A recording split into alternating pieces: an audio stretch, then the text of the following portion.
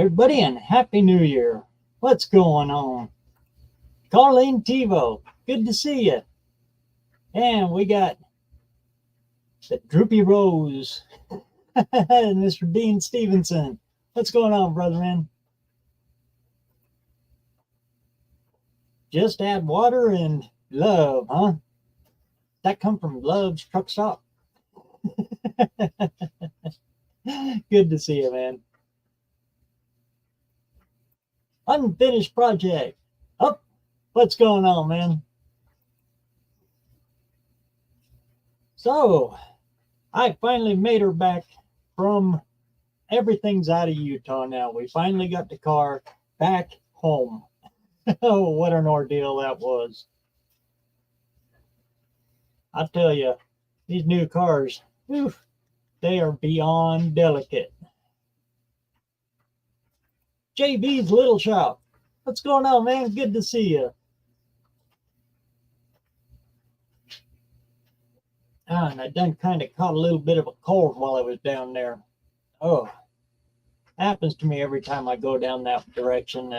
Change in altitude and the season and everything. Oh, it plays every living heck with me. But anyway, yeah, we got the car back. Thank goodness it was all under warranty. Because when it was all said and done, that bill come out to be about 14 grand. But Larry Miller Ford in Provo, Utah, great dealership, one of the best dealerships I've ever had to deal with. No questions asked. They just fixed the car, threw it all on the warranty, and we were back up and off the road on the road again. And they covered one of the hotel rooms and the rental car for, what was it, a week and a half? So hats off to Larry Miller Ford in Provo, Utah for that. But one of the shining things is we got down there to pick the car up. Everything was okay. I was driving back home. We got 12 miles down the interstate to American Fork, which is just the next town up from Provo.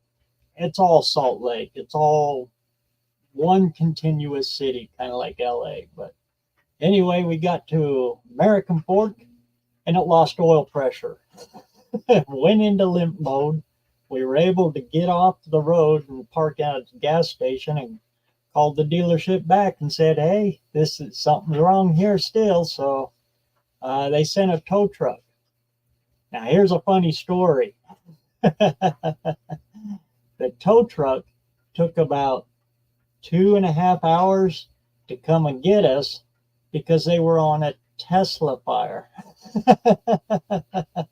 Or an EV fire. They didn't say what it was, but I imagine it was probably a Tesla. Could have been a Rivian. You see a lot of Rivians there, but you see a bunch of Teslas. So anyway, by the time they got us back to the dealership, everything was closed. So it was fun. So they gave us a hotel for that night, and in the morning, come to find out it was a bad oil pressure sensor. It wasn't reading oil pressure, so it kicked the car into limp mode. They fixed that, and so far, it's all good. The car's running again. But what an ordeal. And all of this started with, we were parked alongside the street in San Diego, and somebody backed into us. Not enough to even bend the license plate. But that's what started this whole journey off. It broke the inner, what do they call it? Thermal veins. They're like a tractor, like an old tractor. They've got the veins up front of the radiator, and when it's cold, those veins will shut to warm the engine up faster. Or in semi-trucks, they got them too. And as it warms up and it needs more air, that will open up and let more air in. Well, when they bumped us, we didn't see it because there was no visible damage. When they did that, they broke that, so it stuck those vanes shut and punctured the intercooler. And that all caused a spiral effect of, yeah, it took the engine. An expensive little engine. Like I said, they showed us the bill. Of course, this is all dealership stuff. Uh, Not counting the labor, about 14 grand worth of parts that they had to put into the car. Now, like I said, thank goodness. Well, no, I take it back. They did charge us the 2 grand for uh, those vanes. And I crawl up there and look around under there. Yeah, all of that stuff is protected by plastic. So, oh my goodness, these new cars, just be very, very careful with them. And so much as a little bump on them, oh, have it really checked out because it can get expensive real quick. Even if it's not even enough damage to bend the dang license plate. Okay, that's the story, and well, I'm back home and I'm back at it now. We finally got in Friday night. Let's see, get caught back up here on the chat. Who else we got in here? Sand Mountain Ballistics. What's going on, brother? Let's see. JB's Little Shop. I think I already got you there. Twisted Mopar Garage. Great to see you, man. Old McDonald has a car. Right back at you, man. Happy New Year's. And as you can see from the little ticket taker going on right here, if you can pre-register before, well, we got, according to my time right here, about another 6 hours, a little under 6 hours. If you can catch the pre-registration for the No Name Nationals before that time, you can save some big money because the prices for registration are going to go up a little. We all expect it because prices of everything are going up. And the last thing we want about this event is to start, John and Dallas, they really go out on a limb with a bunch of financial obligations to put this event on for us. So, yeah, price has got to come up a little to make sure that they don't go broke doing this all for us. But if you can jump in and register quick, it's still the same price as it was the last year.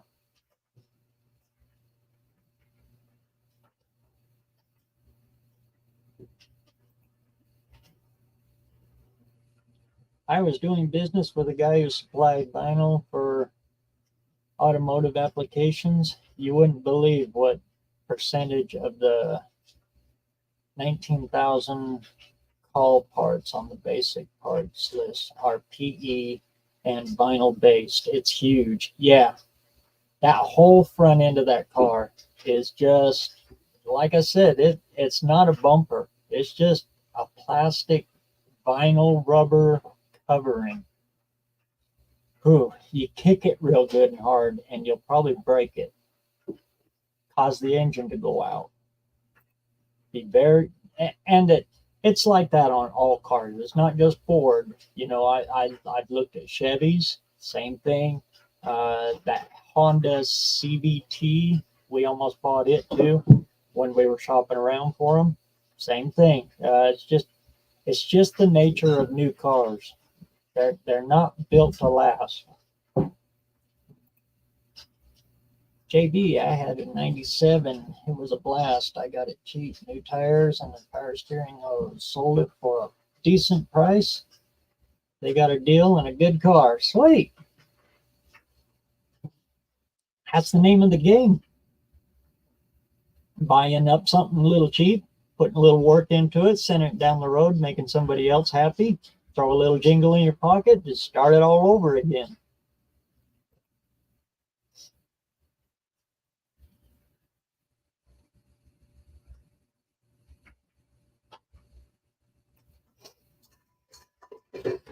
Lord knows, back in my old high school days and all the way through my 20s and 30s, I I did a lot of that. Only took a bath on, I mean, a deep plunge bath on two of them. One was a 70, late 70s Volvo sedan. I picked it up for $600, and I couldn't sell that daggum thing for $600. I ended up just taking, I think it was 400, so I lost $200 on that one, just in that.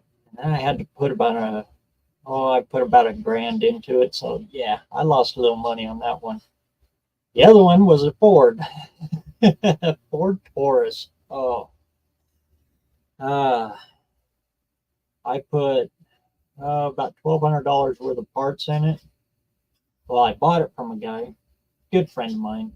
Bought it from him. I put about $1,200 worth of parts in it within a week. I took it back and I gave the car back to him and I said, take it. I don't want anything to do with this POS.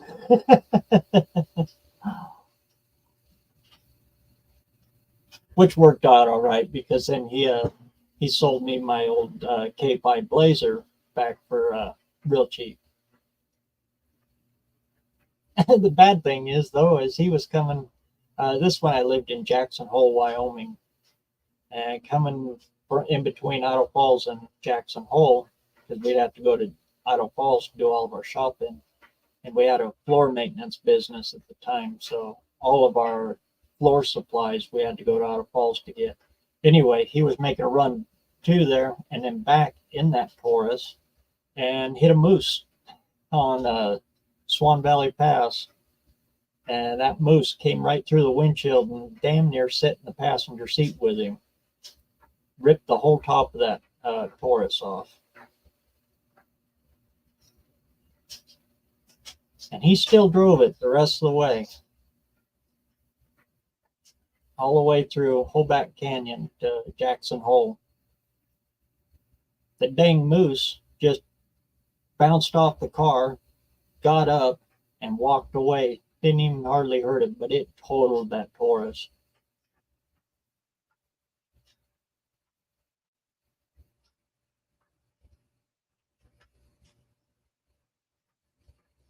It was about 2 weeks, 2 weeks after I gave it back to him.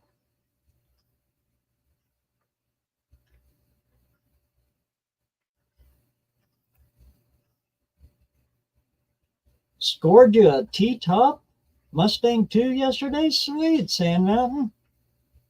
We were talking about that just a little bit ago on whatchamacallit's live.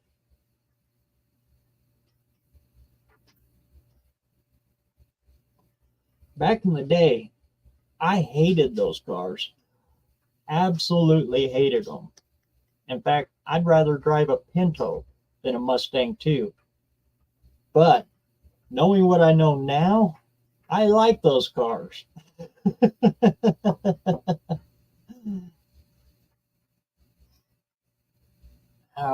We probably scrapped probably 4 or 5 of them. They were all 4-cylinder cars, but most of them were even automatic. Well, talk about a dog. But good Lord, you throw a little 302 in them things, whoa. And a little 8.8 rear end, or if you can swing the money, shorten up a 9-inch rear end, stick on the back of it. Oh, talk about one hot little car.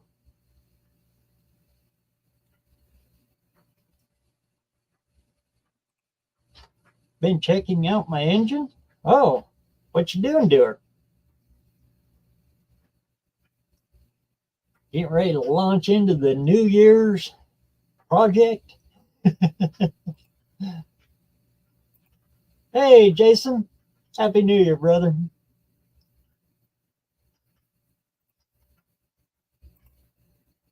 I bought a 64 Chevy C10, for $700. Cool. Drove it for 20 years and sold it for 300. Only had to put a starter in it. Sweet, 64. That one, I believe that was first year of the coil springs up front when they did away with the torsions, I think. It's either 62 or 63. Good little trucks. But even in the high desert, the cab corners will rust out of them.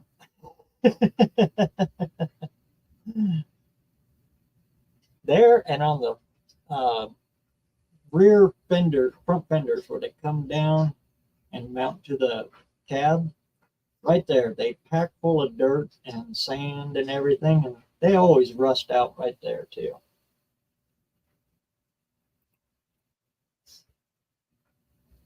I love those old trucks though. That series 1, 2, 3, series 3 trucks. I got a 66 out in the backyard that, yeah, I got to get around and put that T5 in it. Actually, with that 66, I'm converting it. It's a C20, but I'm going to convert it to a half ton. I've got all the stuff for it. I just gotta get it done.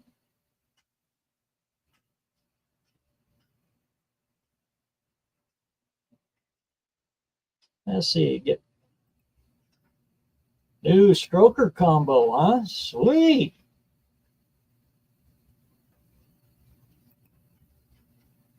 I'm thinking about putting my 2.8 V6 in the T-top and making a low buck driver. There you go. Oh, missed this one. I'm fixing up a 78 Cobra and wanted the front clip off this car because it was mint. Oh, sweet.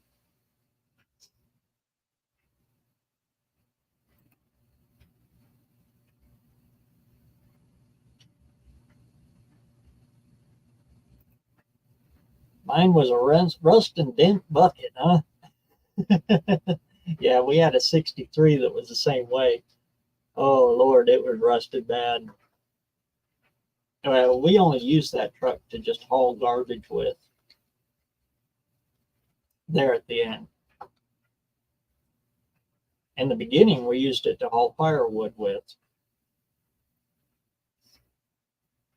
That one was a half ton. Coil springs in the rear. That's not good for hauling firewood with. Those things weeble wobbled all the way down the road like this. But if you get the GMC was a leaf spring. They were actually a better truck all around for doing truck stuff, hauling firewood and all that stuff. They didn't weeble wobble quite as bad.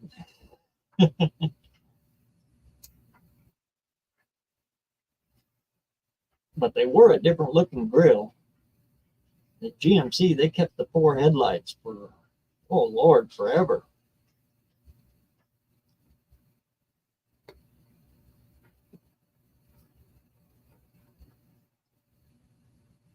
Kind of a unique grill though. You see a lot of C10s. I guess GMC would be a C15. GMC always had to have the one up on Chevy.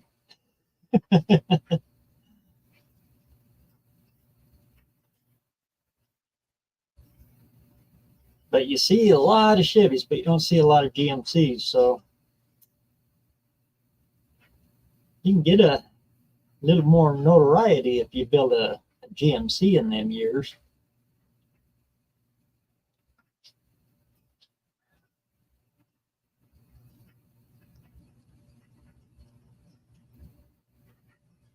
And good Lord, the hoods on them things, and woof, they weigh a ton. Big wraparound hoods. The sides of the hood are like half of the fenders.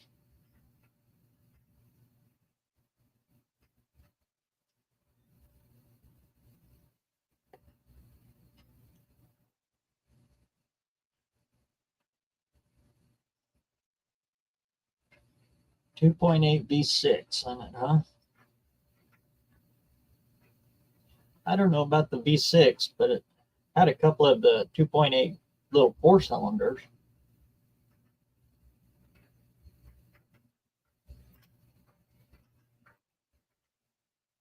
Hey, cousin Mike, what's going on, man?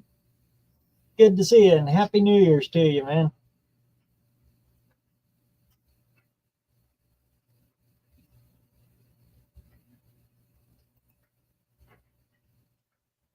Chevy truck was 3-to-1 ratio at the plant I worked in the 70s and 80s. Sweet.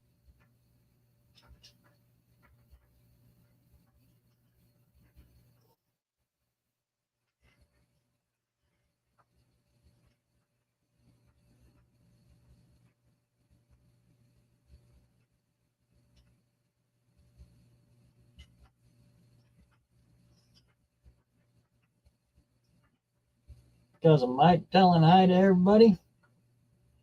Yeah, like I said, this is just a regular New Year's live open mic. I got the little link posted up there. If anybody wants to hop on in, hop on in. We'll talk about whatever.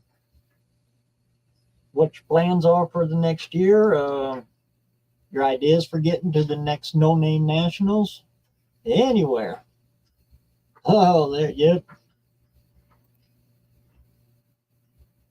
BareRose trying to live in Utah. Ugh. Not for me.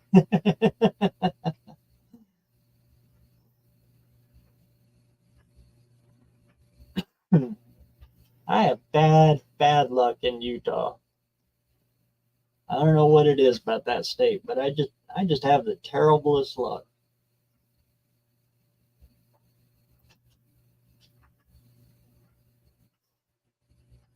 That that area though is actually pretty nice. You got the Wasatch Mountains right beside you, and then you look out the other way and you see the Great Salt Lake. Kind of, I don't know, it's kind of a pretty area.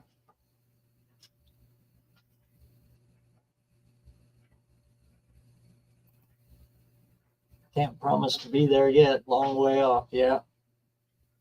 Good thing about that is I got a lot of work to do to get there. So it's nice that it's a little ways off.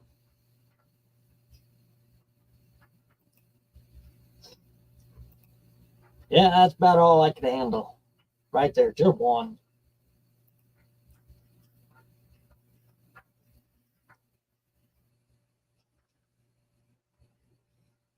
Oh.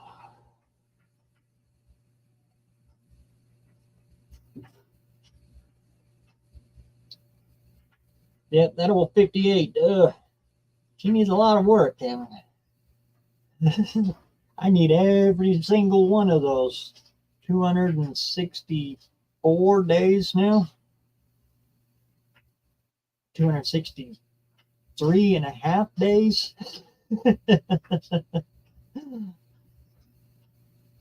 There he is. Hey, John, what's going on? 29 people registered during the announcement live. Sweet. Like I was saying earlier, if you catch it early, there's a few hours left. It'll be the same price as last year.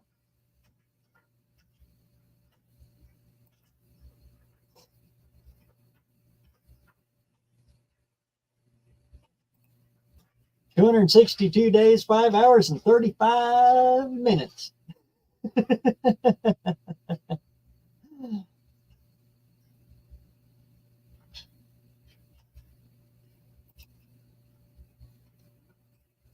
Yeah, don't go off that clock there. That clock will lead you astray.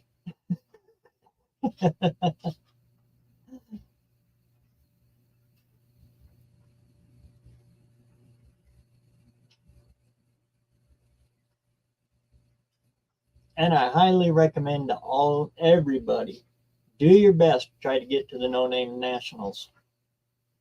It is just unreal of a good time.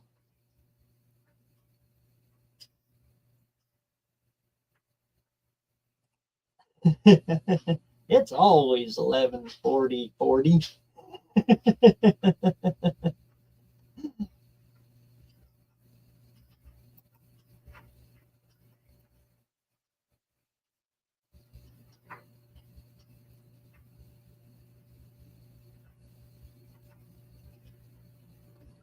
Midnight Auto Repair. What's going on, man? Happy New Year.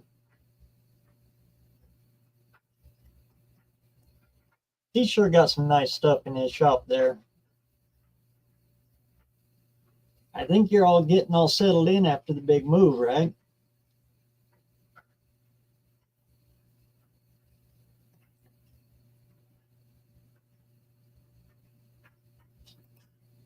Yep, Colleen's got it right there. Car or no car, just be there. Because the racing and all that stuff, it's kind of secondary. The No Name Nationals is about getting out and meeting all of these people you see on YouTube all the time, shaking hands and just making good friends. And they was nice enough to supply a drag strip right there. So, yeah, we can have some fun while we're shaking hands and making friends.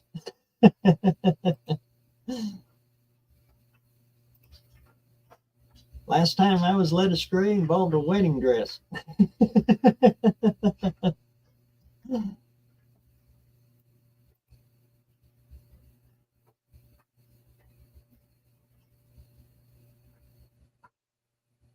And if you're thinking about giving this YouTube stuff a shot, I mean, there's not another community out there that's like the No Name Nationals. I mean, if you want to get this going, I mean, there is infinite number of people that are here to help you and give you a boost, a leg up, not only in subscribers and views, but also in some good solid advice that'll really get your YouTube going.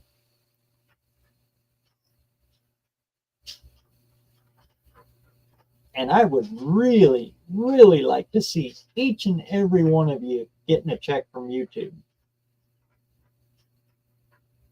Not because I want you all to go out and, focus on the money side of it. I just want you guys to get your fair share, your cut from YouTube. Otherwise, we just let YouTube have all of it, Might as well get something out of it.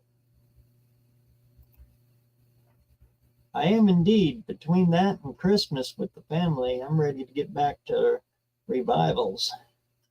I've got half a revival filmed on that 64 Ranchero. Sweet.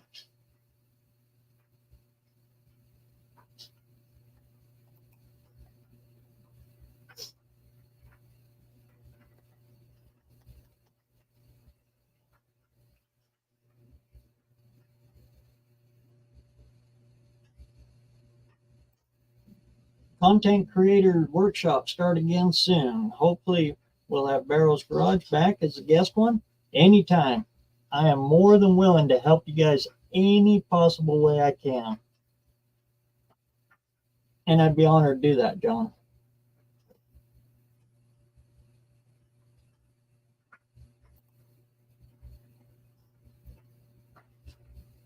Old man in the shop built not bought. What's going on, brother? I'm finally back in town, so everything's settling in.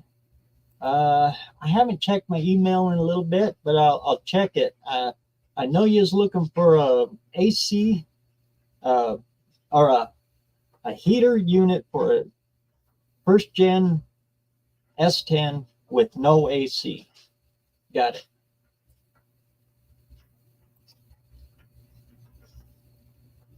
Like I said, I got a couple of them out here.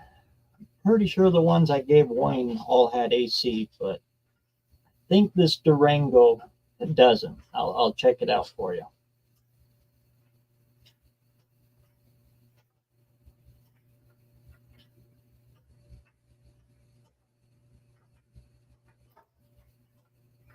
I'm just YouTube doesn't tell me to find another hobby.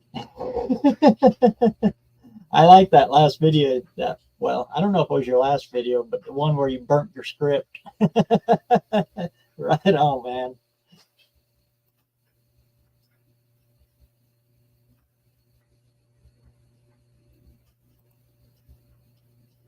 The third class of the No Name 500 has its first 4th registrations.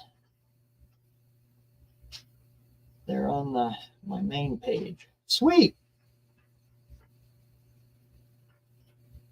So if you want to find out who the next 500 no name 500, that's all the channels that are pushing for the needed 500 subscribers to compete in the event.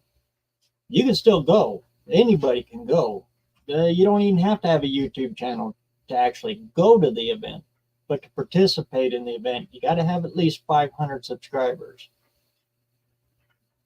Anybody can go. It's just spectator, and it is a great time. But if you're curious on who those next 5 generation of no name 500s are, check out John's homepage.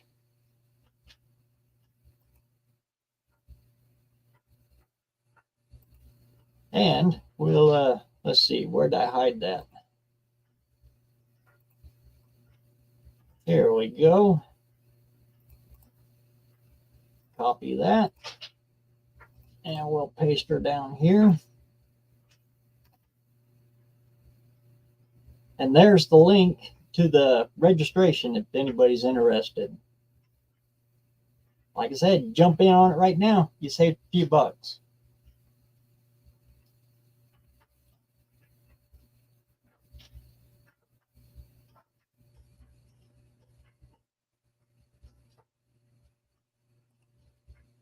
I tell you what, he definitely needs to. How do you kill a YouTube channel? That's pretty easy. Stop putting content out. I've been pretty guilty of that lately.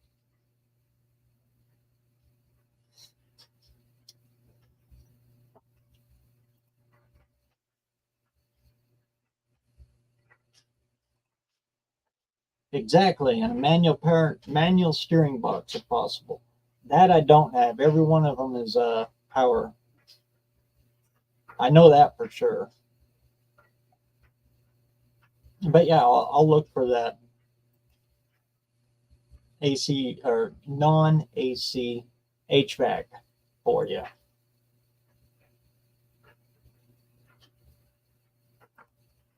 The first 2 classes were awesome. Let's see how this one shapes up. Yep.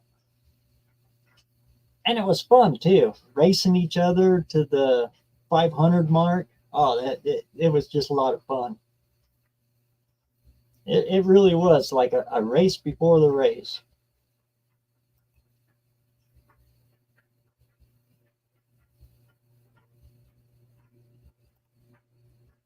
We are getting ready for a little New Year shindig here at the house, but I wanted to pop in and wish everyone a good night, everyone. Thanks for popping in, midnight. And right back at you, man.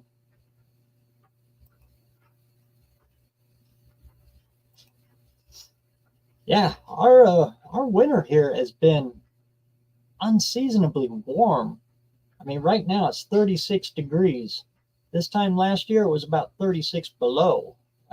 Yeah, it's been warm, and I ain't complaining one bit.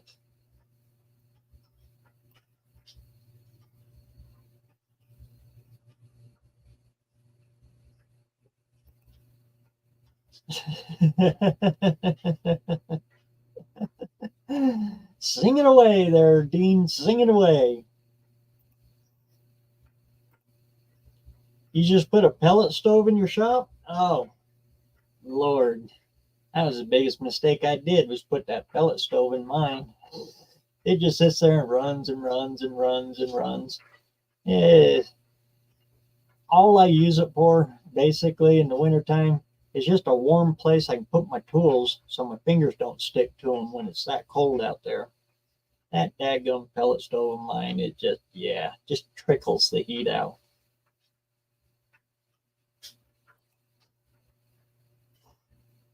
It's because it's not insulated, and the shop is way too big of a volume for it. So it pulls in all the cold air to blow across the little warmer tubes that are in it. And the air is just too cold, so it just pushes cold air, lukewarm air back out. It just, yeah. When we had that stove in the house, it actually worked good. It'd cook you out in here, but out in the shop, shop's too much volume for it. The 3rd gen Camaro box is the same as the S10, so I'm told. If I remember right, though, the spline count on the Pitman arm is different, though, if I remember right.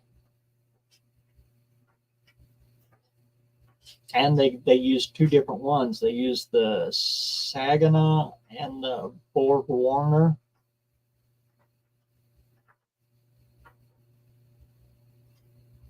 Back in those years on the 3rd gens. And the Nova. The Nova is the same box.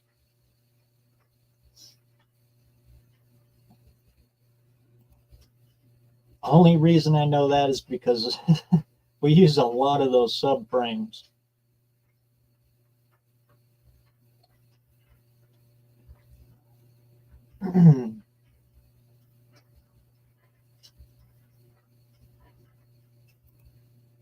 Justin, what's going on? Happy New Year's up there in the big old town of Rigby.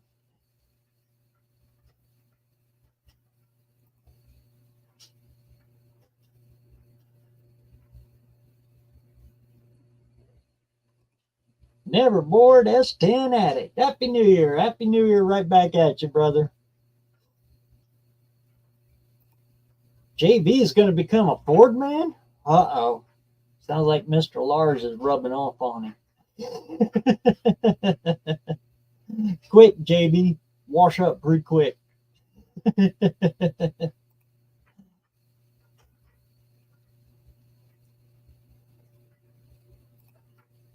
T-Bird's harder than you may realize, but easier than removing the rear screen. Yeah, unfinished project.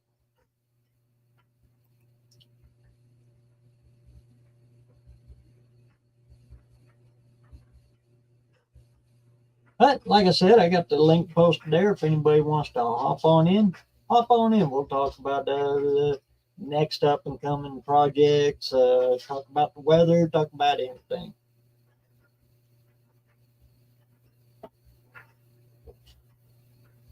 Talk about how cheap these old classic cars are. That's an easy one to talk about because I just found out how expensive these new dang things really are. Oh, good Lord. A little bitty bump in the front end. Yeah, 14 grand worth of damage. That 68 Mercury out there, it could have got hit by a garbage truck, pushed 2 blocks, and it wouldn't even have dented the bumper, and I could have still got in it and drove that son of a gun home.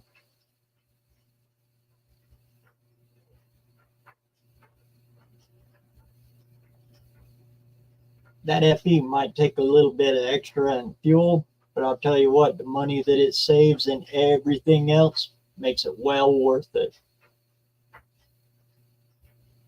By the time you figure out payments, interest on those payments for a new car, the repair costs of the new car, the higher insurance rates on those new cars, because I got Haggerty on that 68. The insurance on it is nothing, you know, don't even think about it. The insurance on the wife's new one, because it's got to have full coverage and all that, and because it's a new car, yeah, costs a lot. Plus, costs more to register it than that old 68.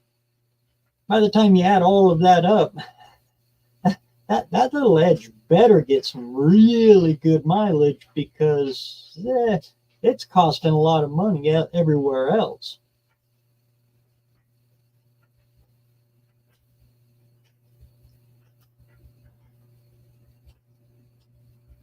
I could drive a 460 big block Ford pulling only about 10 miles per gallon and just love every minute of it.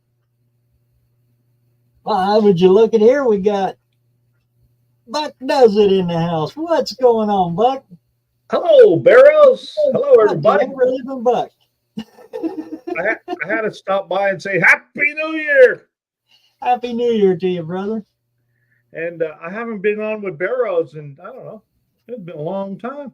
It's been a little bit. It's been a minute, yeah, as they say. So how's it going? Not I too see. bad. I see you're having Finally some. got back to Idaho. Okay. I see you're having some. What is it? Hard times or something? Yeah. Lost the engine in the wife's new little Edge. Oh, is that what you were just talking about? Yeah. What engine was in there? A little 2.0 Oh, EcoBoost. turbo. Yeah. Yeah, that's what my girlfriend got. She got one of them 2.0 turbos in there. Great little car. It's super peppy, Yeah. but I'll tell you, it's delicate. Make a grill and a bumper out of plastic and vinyl. No, now you can ask JB for help on how to fix that edge. Oh, it's easy to fix. Take it Yeah. to the dealership and just say, fix the dang thing. Oh yeah. I'm not allowed to touch that car. I'm barely allowed to ride in it. Wow. Well, that's what I did for a few years. I took my cars and stuff somewhere else. I said, "You work now. I'm tired of it." Right? Until I start watching all the YouTube videos and say, "Hey, I can do that. I can do that. I can do that." And now I'm deep. That's good, though. I'm having a lot of fun. Tell us about the car in the thumbnail. Oh, that's our little Volkswagen with the Chevy 350 in it. Yeah, what did you call that one? Is that's one of yours, right? Yeah, Dad calls it Doodlebug. The Doodle Bug. That's it. I was trying to push no quarter on it because that dang thing was a 1/4 inch off everywhere we measured it. Snowplow Buck does. Hey, Dean, how's Dean doing? He's already in the new year.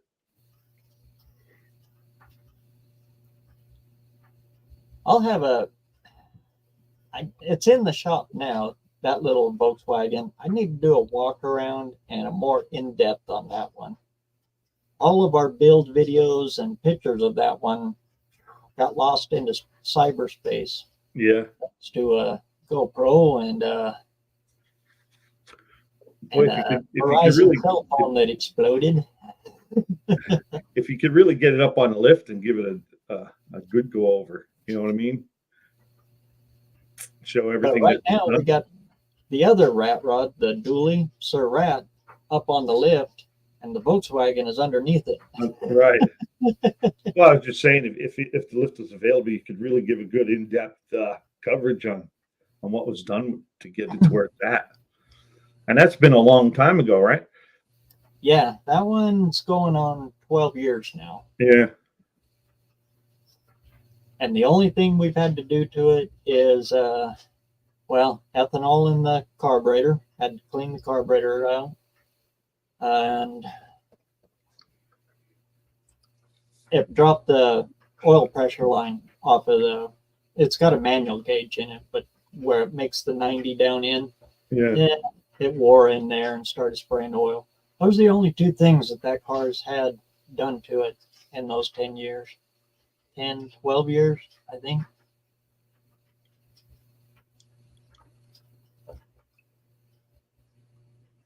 I could list out the parts, but good Lord, this would be an 8-hour-long live. Yeah. You gonna give part numbers too? We've actually got a folder of everything in that car, and it's about this thick. Oh wow!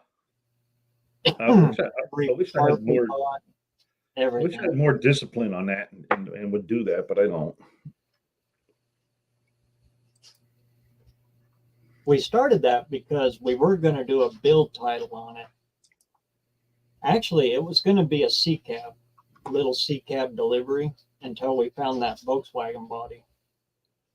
And when you do that here in Idaho, you got to keep every receipt. And then when you're done, then the title inspector comes, looks it over, goes through all your receipts, and then he'll cut you a build title off of it. I'm going to put Brooks of Millions link up here. Sure.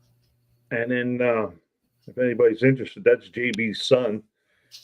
He's got 69 subscribers, and JB just mentioned back there a little while ago, he says we can get him to 500. He'll take his car down there, and a T-bird they just got and run it. So that would be interesting. So watch the young lad beat Pop. Yeah, watch That's that. JB's son, right? Huh? That's JB's son, right? Yeah, Brooks a Million. Yeah. Cool. Hey, there's Max Wedge. Happy New Year, Max. Max Wedge, Dick Dastardly. Happy New Year, Dick. Yeah, he just called me. There was a 62 Dodge up near his way with one of those long Ram intakes, 4-speed. Guy got to get rid of it. It's a barn find. You can probably get it pretty cheap, but I'm strapped. I hate to let that one pass by, but sometimes life just gets in the way. In fact, tomorrow I got to go over to Dad's shop, so yeah, I'll drag the camera around for that. Cool. Get some video on them.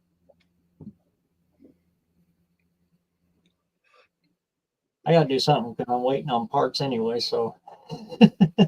Well, right now I'm waiting on cash to free up. I've been doing all the stuff I don't need money for on the Cruda, like I mounted the gauges up and ran some wires. I made a loop for the transmission cooler for now. Mounted the transmission shifter cable, all that stuff.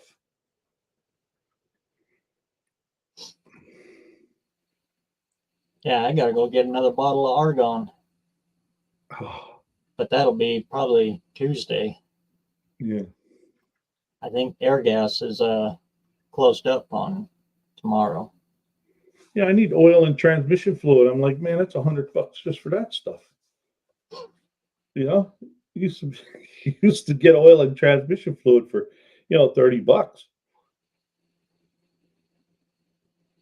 I could throw a flux in it, but I don't want to do that.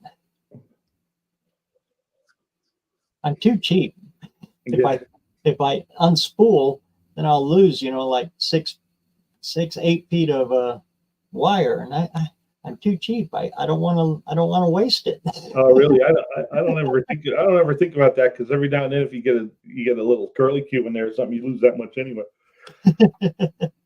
But Redbeard was saying that you could use the flux with the argon, and it welds really well. I haven't tried it yet, because when I bought that welder, I got a roll of flux core with it, and it's a little thicker because I used the 23 gauge for sheet metal. I think that's 35. I don't know. Yeah. I generally use 030. Oh, for everything. Pretty much everything. Yeah. I should have. Well, this time I bought a 5-pound roll, one of the bigger ones. 10-pound. I don't know what it is, because I was going through them little ones pretty good. Oddly enough, I get my wire from Norco, and it's about $10 cheaper than Harbor Freight. Oh, really? Yeah. I forget where Harbor Freight's actually expensive for their consumables. Yeah, I actually I bought wire right at the it's called Air Gas, the supplier for like welding supplies and gases and stuff like that. And they weren't that much more than Harbor Freight. I don't remember the name of it though. That, and we've done a lot of business through Air Gas, so we get a discount because of that. Yeah. That's the good thing about, picking one and trying to roll with that one for all of it. They eventually start giving you breaks on it. Yeah. Well, they should, right? Especially after you buy so much money there, or buy so much stuff there. I think a bottle of Argon's, I think it's $65 now for my mid-sized tank. I forget what I paid. Is that what it is? Mid-size? Because I got the one that's like 3 foot tall. A 3-footer. Mid-size? Mine's about 4. Okay. So the And then we next got one that's a little bit bigger and a lot bigger around. Oh, okay. But that one's little. That one hurts to fill.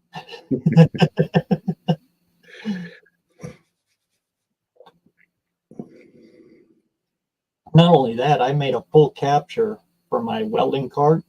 Mhm. Well, I used one of those 3-tier or 3-shelf tool carts from Harbor Freight, Yeah. and I took the plasma cutter and cut a hole for the tank to slide down into. Yeah. Worked really good for a welding cart. But you get that big one and you drop it down that hole. Good Lord, it's tough to get it back out of there. Is it like doing that 390 intake? Nothing's that hard.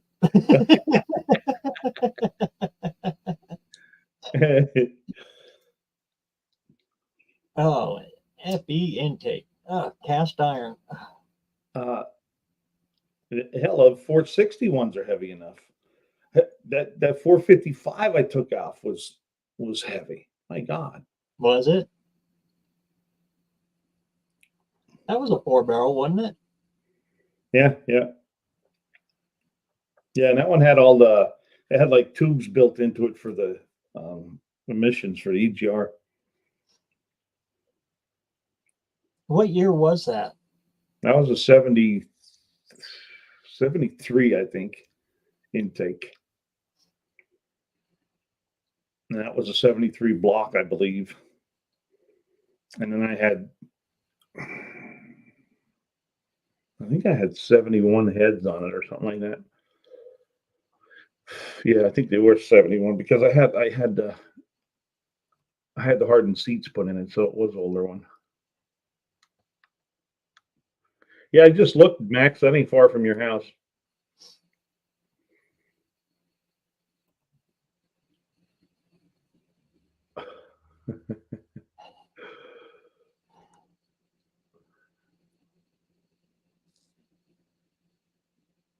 I still got a lot of work on that 455 yet. I only got it running, break the cam in. I can move it around the yard. You know what I did? I took the white pipe from the 6-cylinder Uh-huh. and cut it up and welded it together and put a soup can in there to connect it. At least I had some exhaust on it when I started it up. You gonna run duals all the way back on it, or? Yeah, there's a muffler shop right up the road here. It's only like 5 miles away. I'm just gonna take it there, and they're real reasonable. So he told me to buy the mufflers, and he'll do the pipes. So I got a good friend, well, my old boss, he's got a tubing bender, exhaust tubing bender. He said, yeah, all you got to do is buy the material and come on over. And as long as he doesn't have anything in that bay at the time, so we can get it in there, cuts it up and bend it. So go ahead and use it.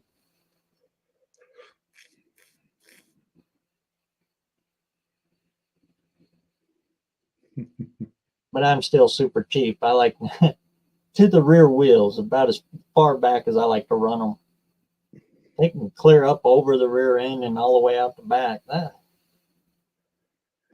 yeah, I thought about just putting turn downs before the rear, and then I thought, nah. I really remember those 77 Trans Ams with the dual outlet right behind the rear wheel. Uh-huh. And they had the chrome tips. I like them. So I thought, well, maybe we can get. I was going to go with 2.5-inch exhaust all the way back, but go up and over and then out, and then just put a big long baloney cut there, just like sticking out an inch below the quarter panel. I think that might look good. 2.5 should sound pretty good. Yeah, that should. Yeah, and I really don't want to be tuning on it now with that because that's only a little 2-inch white pipe. I think it is. You know, it's only small. The, the flange just barely fit the hole. You know. Of course, you look at a stock one, it probably looks about like that. They use real small exhaust on those things. Yeah. Yeah, they might have to go like a 2 1/4 flange and into a 2.5-inch pipe. I don't know. That's another thing I thought, well, I'll let them do it, then I don't have to worry about it. You know, they know what they're doing.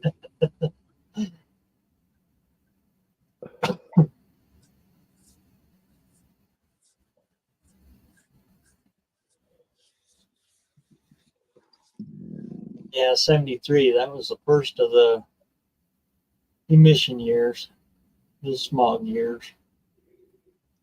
72, 73.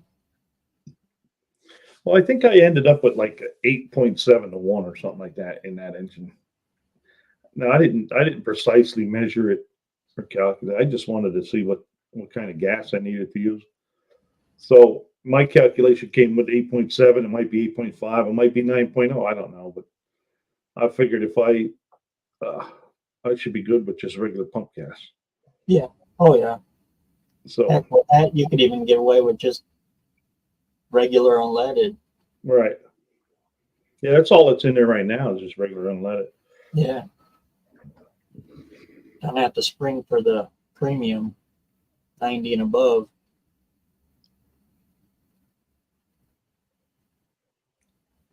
But that's what I was shooting for anyway.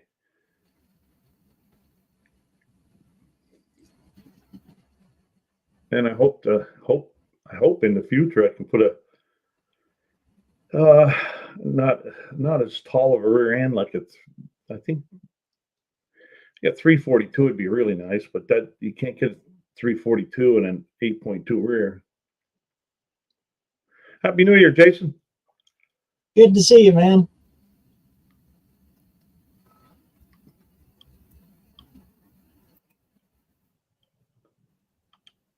So you're going to be trying to bring the No Name Nationals again, or? Well, if I keep finding problems with this CRUDA, it's gonna be the Buck. I started to do some wiring, like I said, and I figured, well, I'll go and get the battery box out of there, see how that's all, because I knew there was problems underneath. You know, there was a mat in there, so I only cut half the mat out, and then I tore all the aluminum flashing they had in there out, and there's no floor. It's just Swiss cheese. So I got all that to do. Um, I start pricing battery cable. My God, that's it's that expensive because there is a welding cable in there, but I'm about 2 foot too short. Oh, really? Yeah. Now I can always join it, but I don't know. I haven't checked lately, but Speedway used to have a really reasonable uh, battery relocation kit. Yeah, Basically, all it was a long red wire. I think it's like 25. I already looked. I think it's like 20 foot of cable and Yeah. ends and stuff and all that. I think that's like 100 is 144 or $172. I think it is. Oh, really? Yeah, yeah. Comes with that and the ends. Right. And then you crimp the ends of wherever you need them. Right. I have ends. I'll usually just solder them in, and then I bought a new shut-off switch too, because I think that was only like $26 or something like that. I want, I was on Summit and I wanted to get my bill up over, oh, was it $100 or something like that? Then you get free shipping. Yeah. So I was spending some little extra cash just to get the free shipping, and I'm like, what? Why do you do that? But I did.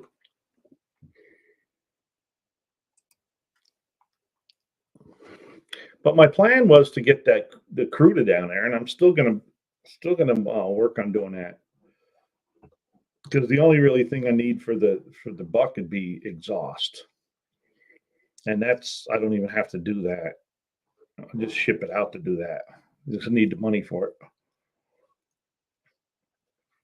And by the time September comes, I'll be able to.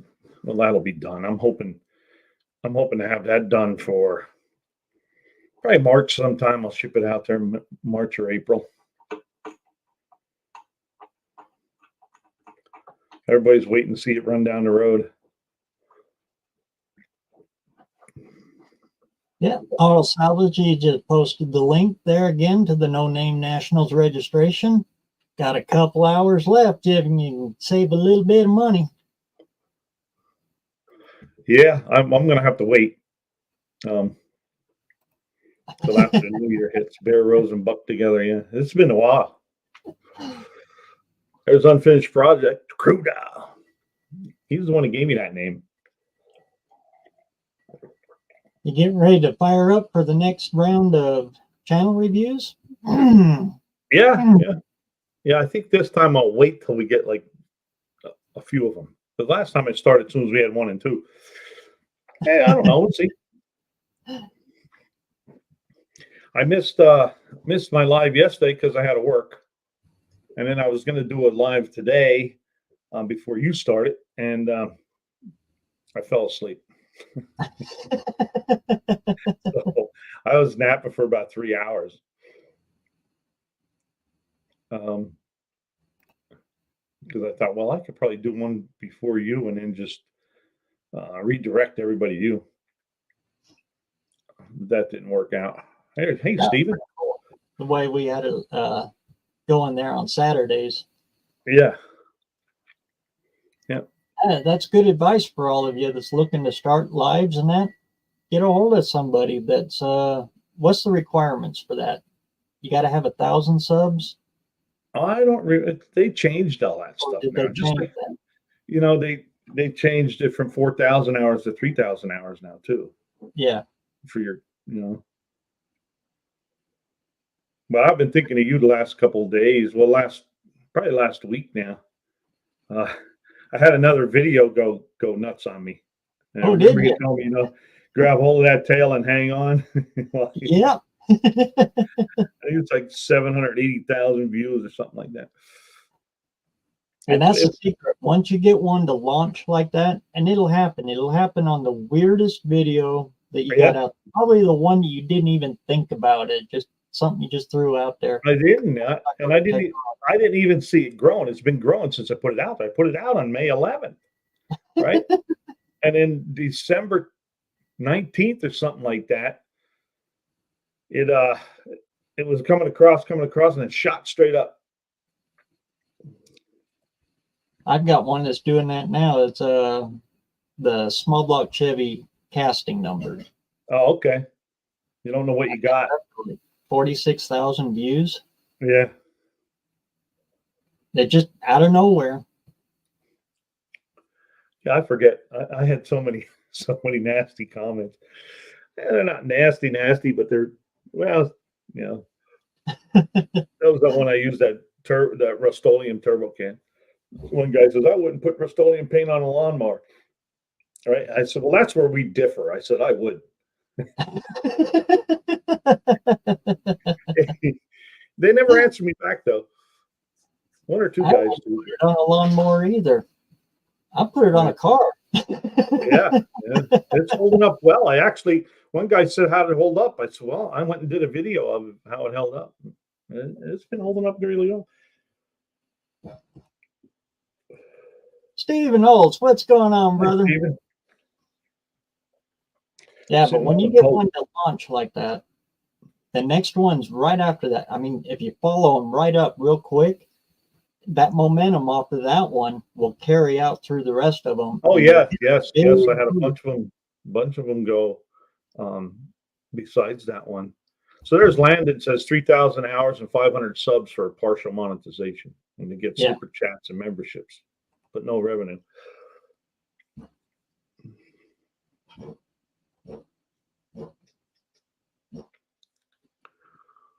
Cousin Mike sitting on a bolt and Voltron Louisiana?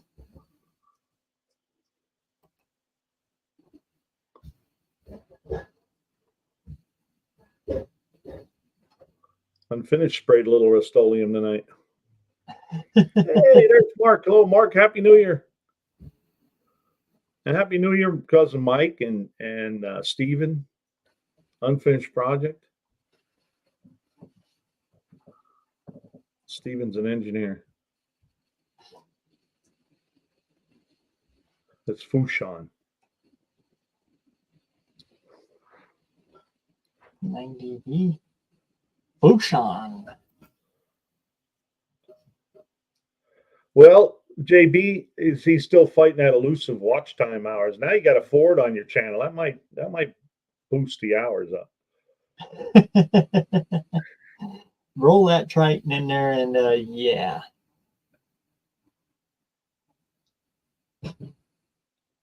Actually, there's dang good content on that Ford of I'm guessing it's LB's, Mr. Lars's. There is a lot of good content on those modular Fords. Yeah, well, LB has the 4.2 V6. Oh, it's the V6? Yeah, or the T-Bird has the 4.6. Well, I heard them 4.6s, a lot of them, I mean, just adding Mustang exhaust to them really makes them wake up a little bit.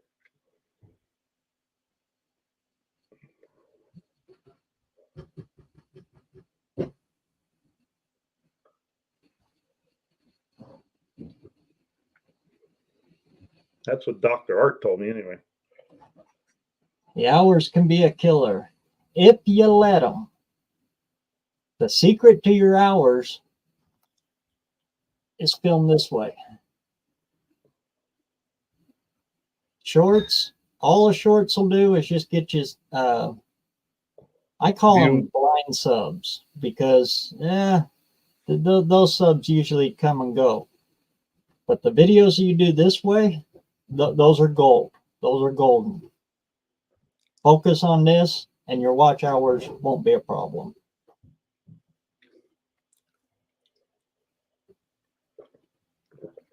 And try to throw some in that are about 8.5 minutes long.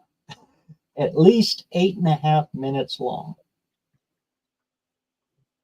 Because if one of those suckers takes off, the secret to that is 8.5 minutes is the minimum for the amount of, it's the minimum length for it to be considered ad friendly.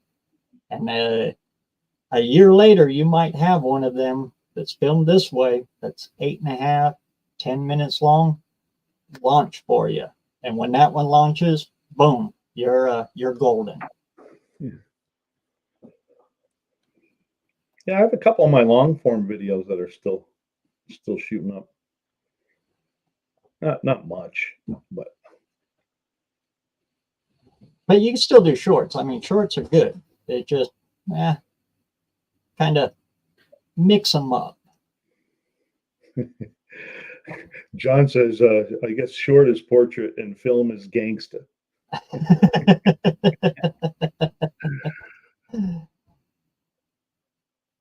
The problem I have with my short stuff, and I've talked to many other people on shorts, is you get an audience that only wants to watch 1 minute long videos, and 1 minute is a long time for them. So that crowd is hard to transfer over to your long form in order to get your watch hours.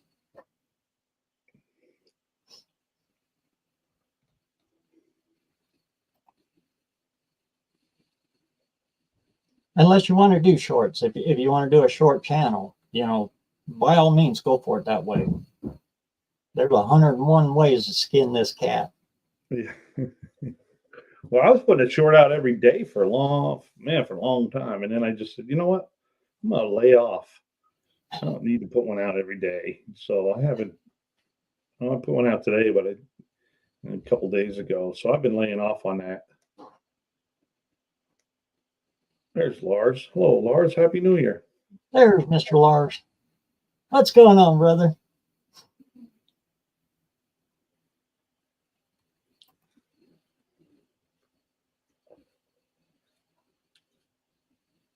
Hey, we finally saw Auto Salvage Outlaw in front of his T-Bird, but it was dark out, so you know it was still questionable.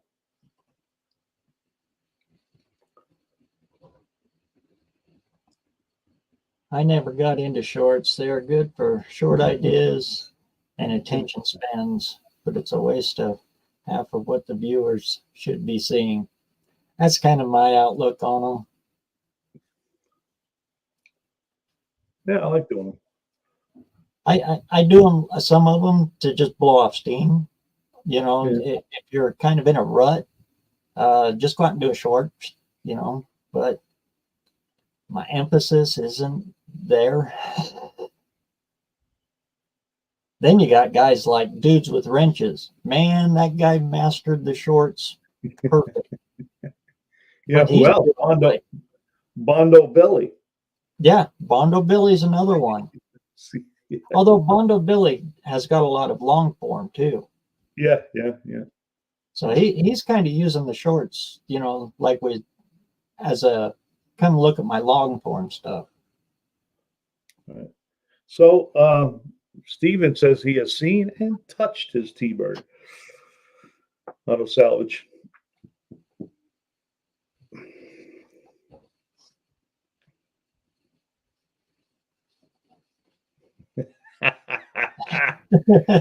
Baby, yeah. And that's the secret there. Just get out there and film anything. Get off your ass and do it. Yeah. That's why LP does shorts. His attention span just ain't there.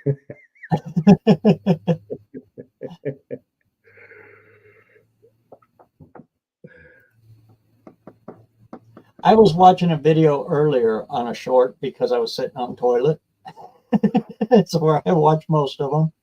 This guy's got a Banshee, a little, what is it, Yamaha Banshee? Yamaha Banshee, yeah. Dragster.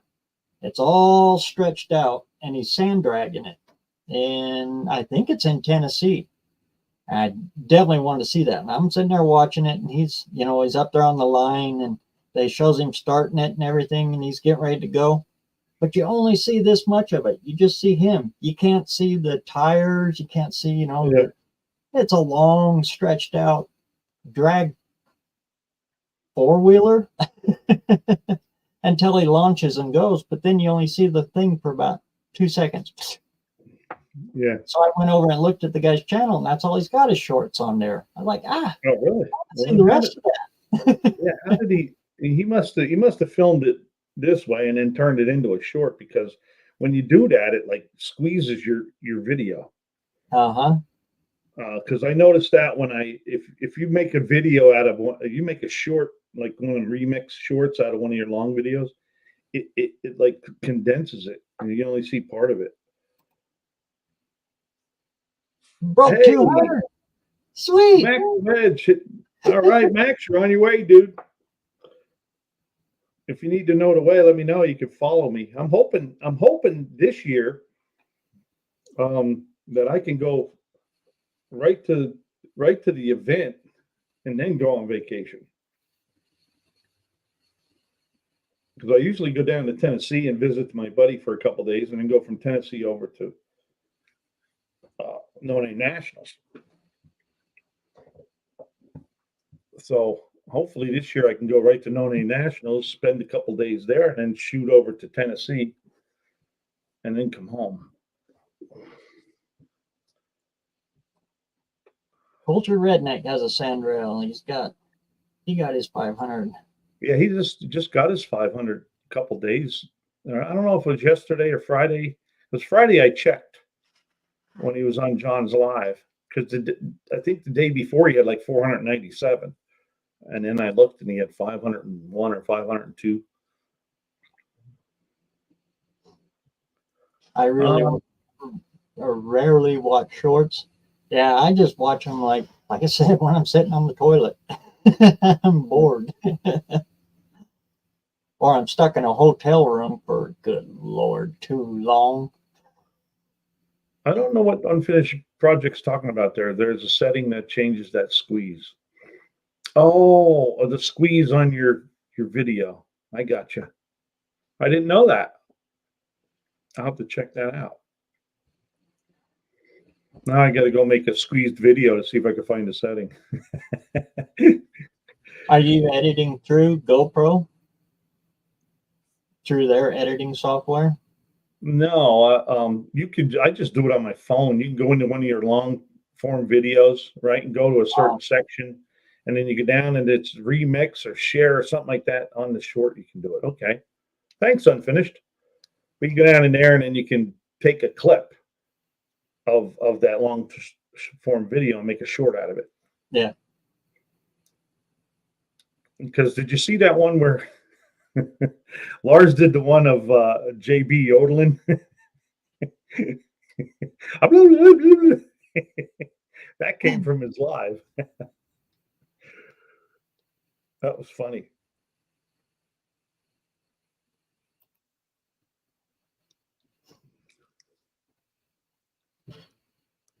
And another bad thing about the shorts, good or bad, it depends on how you look at it.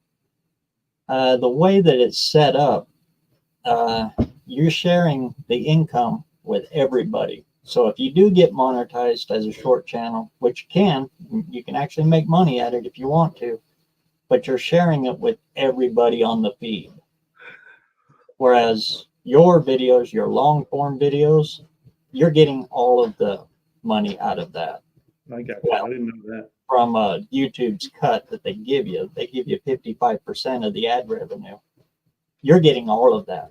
Instead of on the short feed, you got to split it up with everybody that's on there, because they'll run an ad here and then an ad here, kind of like Facebook and all of them. Yeah, well, I just said to myself, I said, self, you're gonna have to start putting long form videos out more often. So for the new year, I'm gonna try to do that. Yeah, they have, and good Lord, And stick to the AI that. stuff has. Oh, have you guys noticed that too? You're watching these videos and stuff, and a lot of people are using AI generated stuff. Yeah. You can tell right away it's AI generated.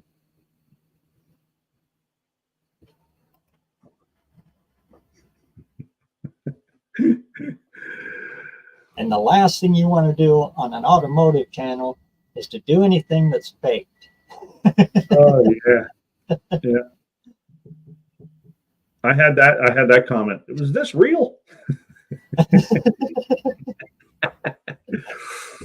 That was one of my longer shorts too. It was like 52 seconds. Usually I don't go that long.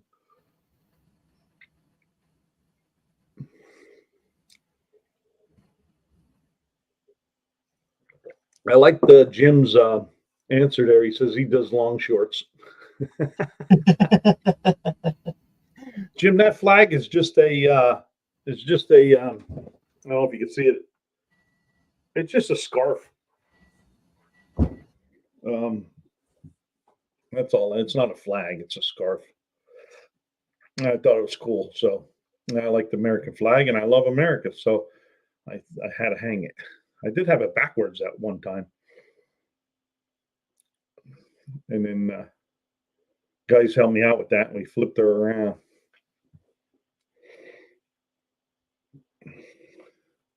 They need only farts. Is that what UP has? Only farts.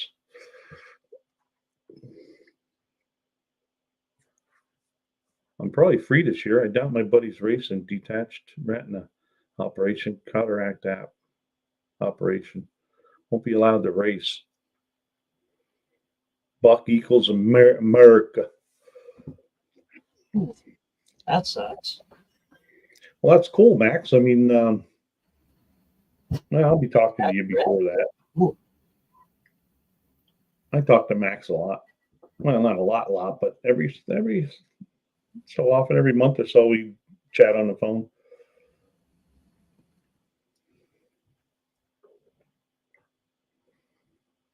Need to see Lars light a fart. Buck, yeah. Hello, Damien. Happy New Year. The best 3M on YouTube. The 3M, yeah.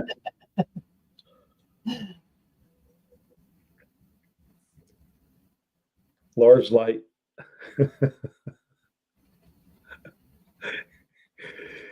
Cousin Mike found some bucked up energy.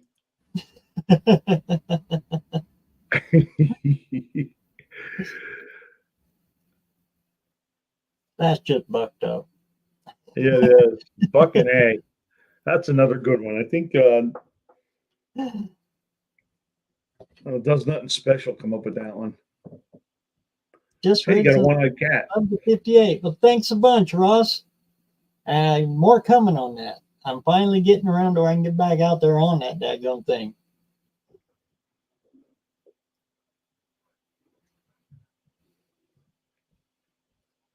And I'm once again really late on all my comments. I've got some in there that, yeah, I haven't made a comment for a while on. I'm sorry about that. What are you doing, Yeah, Eddie? I always remember you telling me you got to reply to every comment. Yeah. So, I was getting 10, 15 comments a day there for a while, and they were they were building up fast. I had to keep at them. It's finally down to about 4 and 5. When I had that one short take off and go viral, oh, good Lord, I was at the computer for a good probably 3 hours answering comments. Yeah. Everyone that would come in, just answer comments, even the bad ones, even the troll ones, just answer them. Yeah, this one here, I'm going to go check right now, but I think I had like 800 comments.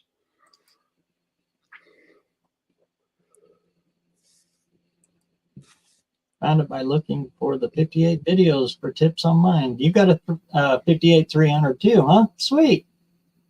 That's what I got in the shop too.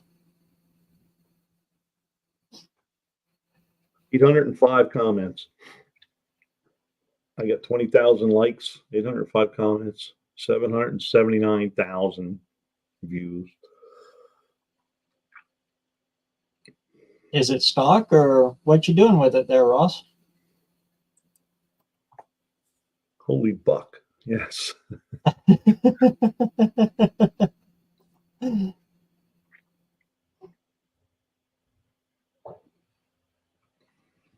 Hello, Ross. Merry Christmas. Happy New Year. Love the scarf. Thank you, Jim. Yeah, so did I. That was my girlfriend's. I confiscated it. Intentionally wrong title headings is what I love. Morris Engineers. Hey, don't be talking about Steven that way.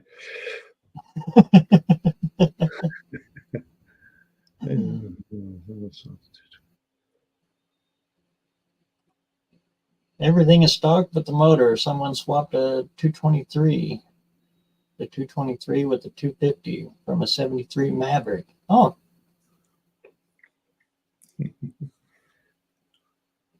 Hey, Happy New Year, NSB Custom Cars. Good to see you. 250, it's not bad. No. Well, JB's putting ideas in my head now.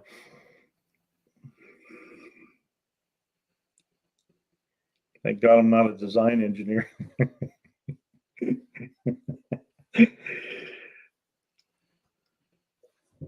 The 250 is not bad as long as it's a manual transmission. It's got an automatic behind it. Oof. I had one that was Ford 6 cylinders in a 64 Ford truck. You had to fill the oil and check the gas. And that thing would not die. It just kept going and going and going and going. Matter of fact, my dad got a 55-gallon drum of used oil. That's what we put in it. I hear you there, Damien. What I used to do with them is I would schedule them out. If I was do 2 a day, I made sure they were like 12 hours apart. But generally, I would just schedule them for every day. So if I did 3 of them, then I got 3 days covered, and I would just schedule it for the next day. And for me, the shorts tended to work best. Sometimes they didn't at all. Sometimes, Oh yeah. 7 o'clock in the morning. Yeah, it's. I think it all has to do with the title. Well, not necessarily, because sometimes I don't put much of a title up and they do really well, and the other times I put a title in and they don't do nothing at all. But I was throwing off a bucking horse once. But he could have had a bucking horse, not a bucking horse. But I had a video coming out every single day at 7 o'clock in the morning, every day when I was, not last year, but the year for the first No Name Nationals. And my secret to that was I'd go out in the shop and I'd film 7 videos in one day. And then I would just schedule them out every day. So a lot of them times when them videos were coming out, I was off doing other things. And it was just going automatic. So I could be completely away from YouTube, forget about it all week long, but I've always got a video coming out every single day.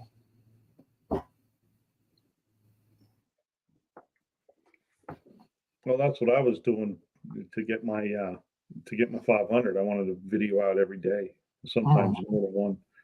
But I was putting a long form out every other day, and then I would, 10 to 15 minutes long, and then a short one every day. And then I got tangled up in that. I'd wake up in the morning and say, "Man, I got to do a short day," and I'm like, "No, you don't." Just a couple of weeks ago, I said, "No, you don't." So I've been laying off of it. And it works too. If you think about it as a job, I got to do it every day. Kind of aspect. That's how, yeah. It'll work for you. Well, that's what I did with the till I got to the 500. I thought, man, I'm going to kick my butt until I get to 500. Then I'm going to take a break. And now I even took a longer break. It's been like 3 weeks since I put a video out, and I just put one out yesterday. So I need to do that, even if it's only a couple minutes. Let's keep doing updates or start filming some stuff I'm doing. But when John announced for the very first No Name Nationals, I put it in my head immediately. In fact, I even did video on it, that I was going to go for 1,000. I was going to see if I could do not only 1,000, but get monetization in that amount of time. And I did. It's very possible. Right, I just wanted the 500 because I wanted to go. And I was going anyway, whether I got them or not. I was thinking, I might make it to 350 by the time the event started. And I think I was somewhere around 1,700 when the event started. Yeah. Because I had that one go nuts. That's all it takes, is the one to go crazy. Yeah. But if you're doing a video every single day, your chances of hitting, it's kind of like going to Las Vegas to the roulette wheel, and betting on triple zeros or double zeros every single time. If you do it every single day, chances of it hitting are pretty good. But if you do it once a week, well, it's going to take you a little while longer to get one to hit. Or once a month, you'll be at this for a few years before you get your 500. So there's Mohawk. Happy New Year, Mohawk. And Buff. Hello, Buff. Happy New Year. And Colleen. Happy New Year. And Justin. Hey, Justin.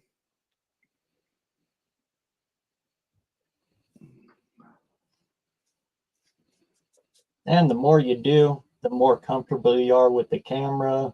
You forget about the camera, and it just happens for you. You can just walk right in and go. But I think I just looked. I was at like almost 1,100 videos, right? I have 4 million watch hours or views. 4 million views, not watch hours. Oh, really? I haven't looked at that in a while. I need to. Yeah, I just looked, but I should be close to 1,100 videos now. But that's, I was putting one or two shorts out a day. So when y'all come to the No Name Nationals, if mine is on the road by then, you might be able to check it out. I'm in that area. I'm in that area. No Yeah, kidding. Bring it on by. We'd like to see it. Bring it out to the track. Yeah, bring it out to the track. How many subscribers you got?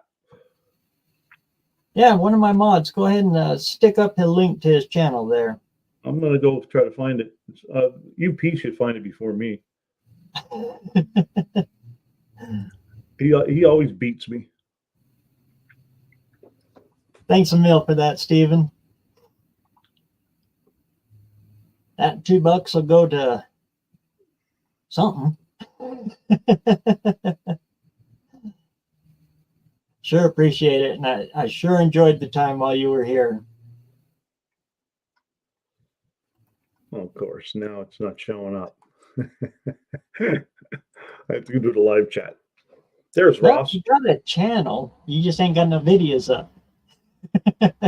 Oh, okay. 4 videos. 4? Yeah. Yeah, see, you got a channel.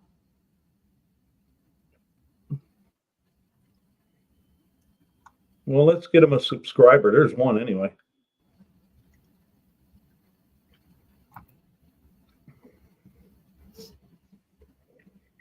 But yeah, Ross, even as a spectator, come on up. You get a chance to meet all these wonderful people.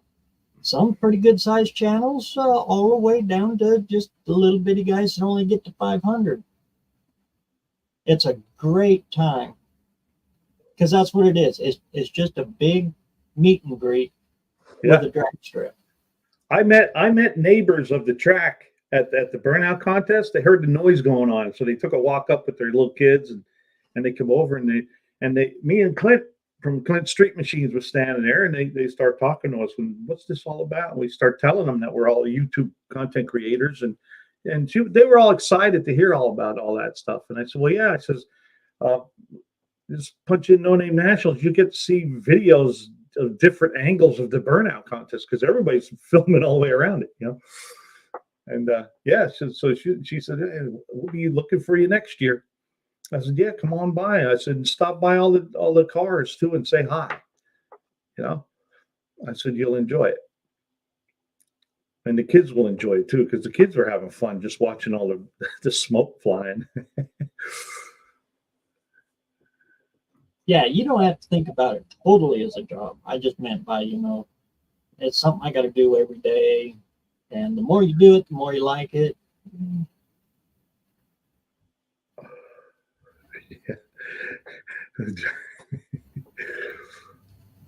But if you're just starting this out, don't quit your day job.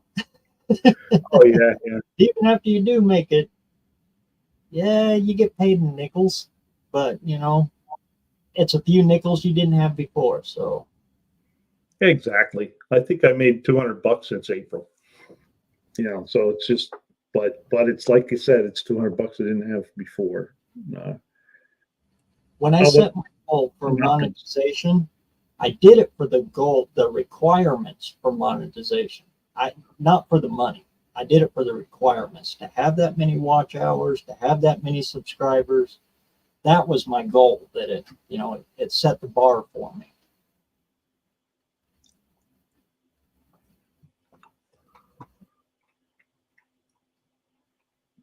And JB said something to me back here. I can't remember what it was.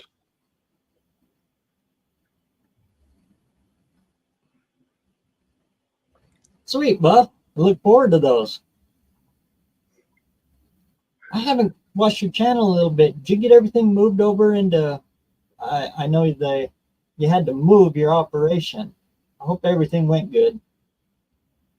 Oh, so yeah, you're going back to your format reviewing No Name Nationals people now.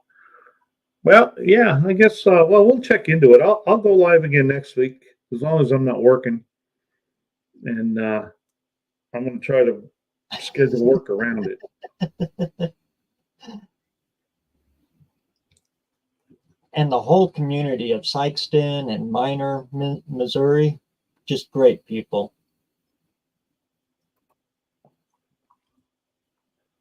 Oh, cool. Steven's waiting for his first payout too. Cool.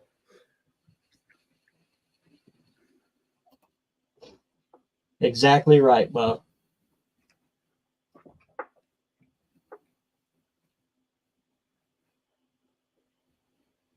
Playing with the cars, getting to meet all you good people. I mean, it's just great. Well, another thing I like too is the comments you get on your videos. Yeah. Good or bad. I mean, most of the time I get good comments. I mean, even with the short that going crazy, you know, you get a couple of them. You know, you're a hack. You know, stuff like that. And another one saying, "Hey, you did an awesome job." Or if you don't know how to do something, do a video on it and ask. Boy, you'll get loaded with comments, and that video will do pretty good for you. Trying to hit 50K. How do I drop this distributor in? Boy, you'll get flooded with comments on that.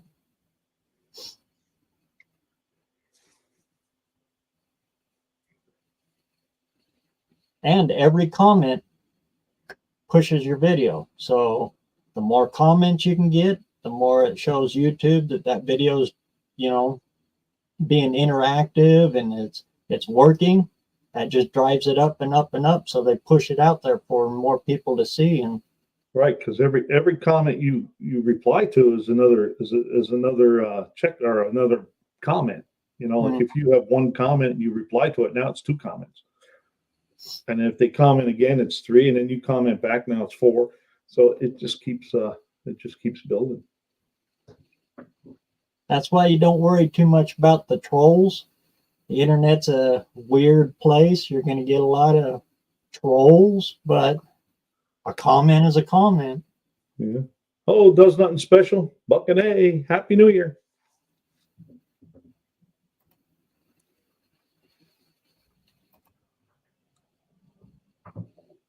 I'm going to sneak out and grab and refill my coffee cup here, but I'll give you the floor there, Buck. All right. Listen up, people. Any of the channels here that are over 1,000 subs are in the top 8% of YouTube channels. Oh, cool. I'm in the top 8% then. Wow, just a sub does nothing special. Thought about doing videos on the process of the 58, but can't really educate when I'm educating myself at the same time. Don't like putting out bad info to those who don't know. Well, another thing you can do there, Ross, is just film what you did.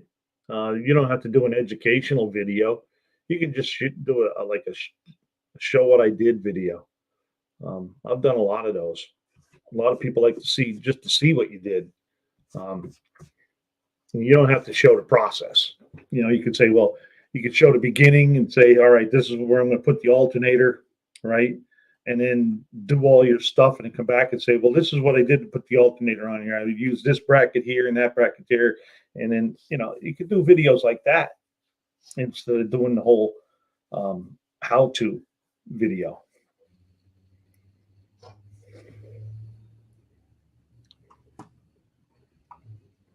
Well, I just had to, oh, you put it up there. Okay. But unfinished project, I don't know yet. I want to pull the gas tank down, see how good it is, if it's not all rusty inside. If it is and stuff, I'm probably just going to scrap that and put a fuel cell in there, and then just cut a hole for the fuel cell and set the fuel cell in there and then patch around it. So that's what my thoughts are right now. But you know, these things can change.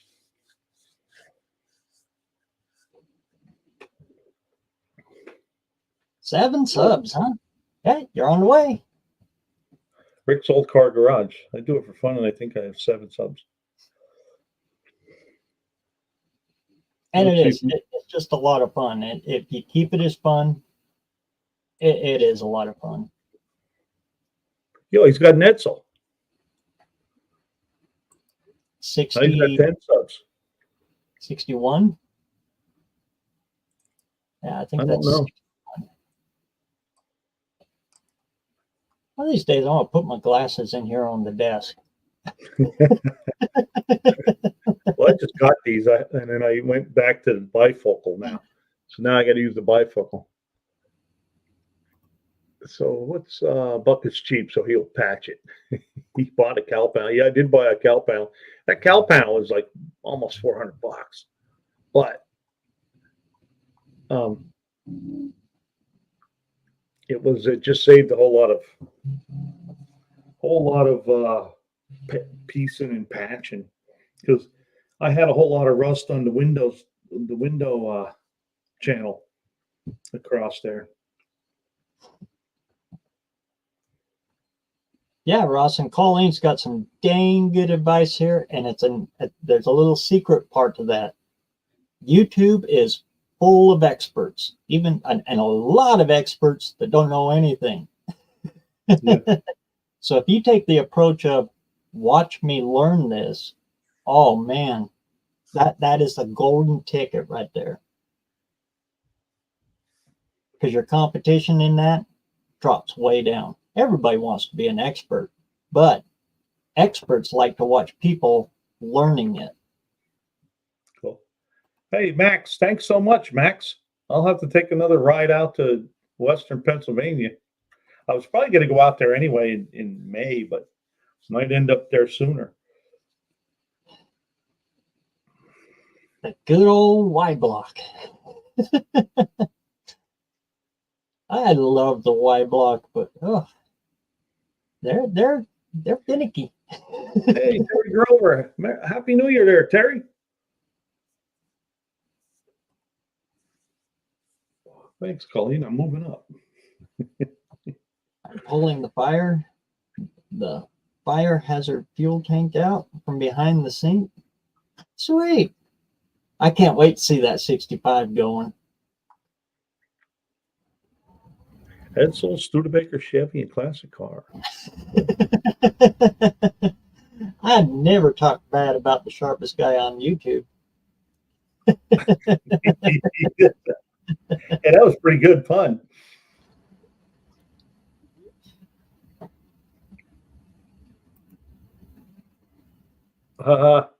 That's pretty cool, Ross.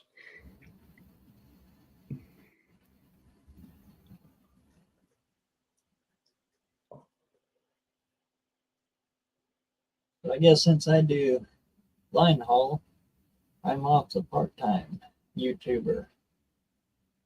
We don't do this for YouTube while driving.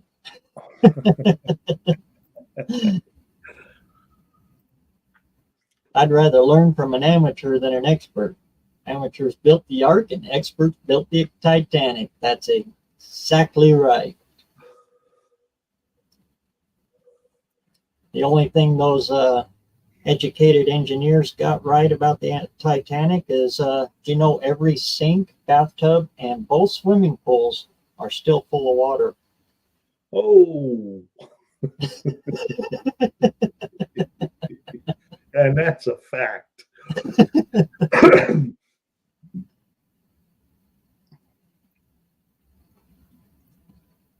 I knew Auto Salvage is going to jump on the blue blood bandwagon.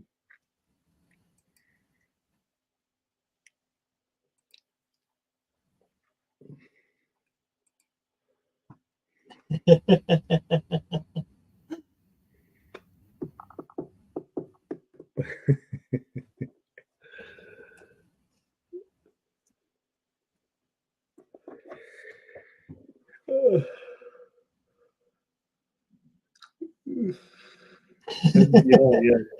I wouldn't talk about the sharpest guy on YouTube. That needs to be a T-shirt.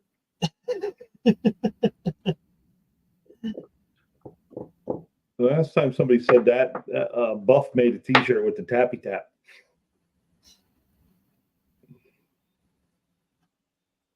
The first floating submarine.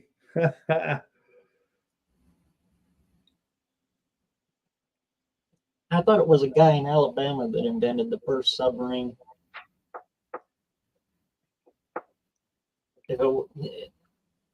It was due to a fault of a leaky screen door that it sunk. Check you later, Ricks. Happy New Year. All right, Max, we'll talk. I got a free smaller polished aluminum tank. Hey, he's going to donate a fuel cell to me. Oh, sweet. I just have to go get it. I forget how far away he is. He's not that far. 100 miles.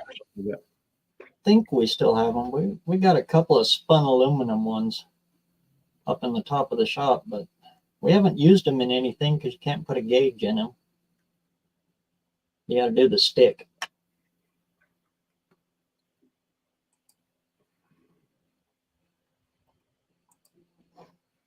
Yeah, it was a little single man thing. Crazy looking thing.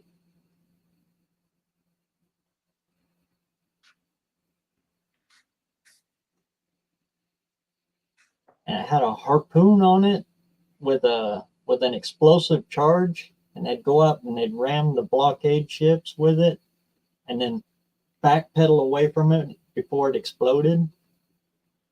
Wild.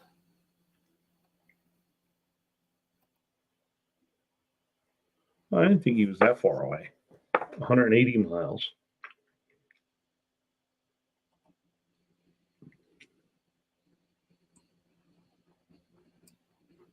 $182 miles.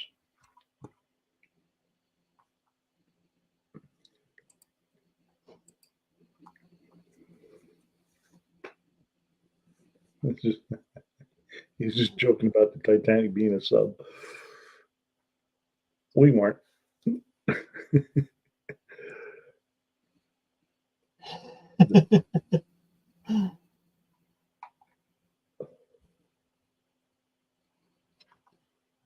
What are you doing, you little button pusher?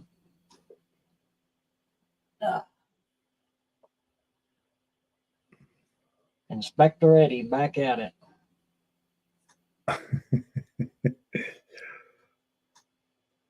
$1,700 for the first submarine. Yeah, the turtle.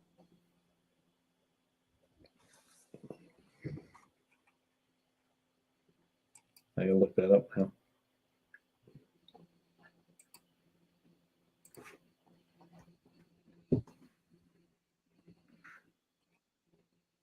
That thing runs great, but like all Fords, the electrical and interior stuff is all jacked up.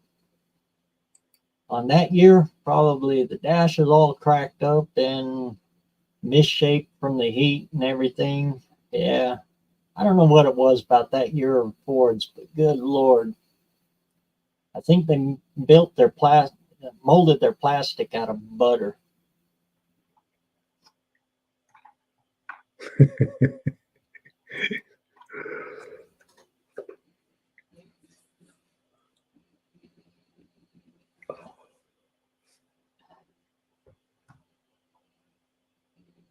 I was going to replace the fuel tank in the 58, but when I seen some of the prices, I was, JB Weld. Yeah, JB Weld is in the chat.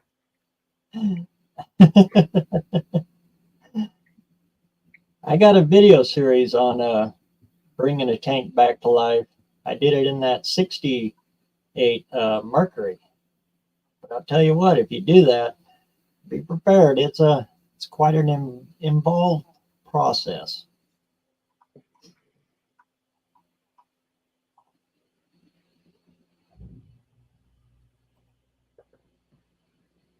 And I think I'm going to have to do it again because the one on this 58, yeah, it's kind of nasty looking. Where are the tanks on those ones? They're not them ones up above the rear, are they? No, they're in the back under the trunk. Under the trunk, okay, flat one. They're real narrow though because the spare tire stood straight up in them. They got the, spare tire holder that drops in. Kind of going back and forth on either using it or cutting that spare tire holder out and switching it from leafs to 4-link in it, or 3-link in the rear end, and running my top link like they do on an S10 back to the where the frame crosses over in the very back by the bumper. That's good heavy spot right there. I can mount my 3rd link to. Oh, okay. But I got to take the gas tank out to do that. I don't know. I'm going back and forth.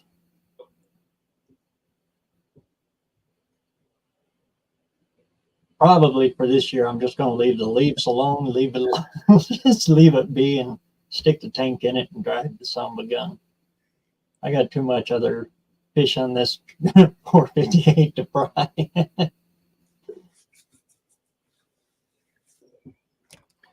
Yeah, I would take that blower motor out of there, JB, and make sure there's no stuff hanging around up in there.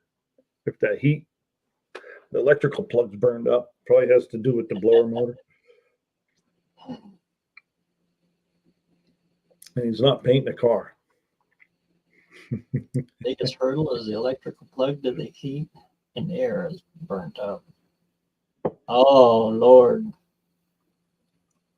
Right now in my Lincoln, I got something like that going on with it too, but I got it narrowed down that I think it's the head unit. Same thing though. It'll do everything but open the heat door. So I think it's the thermostat inside of that freaking head unit. Yeah.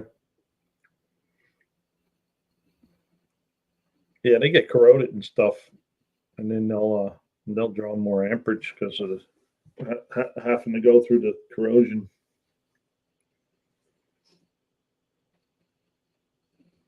And sat in the field for almost 30 years. Oh boy.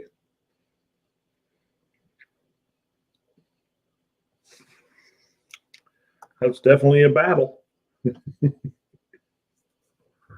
But it's a battle worth fighting, I think.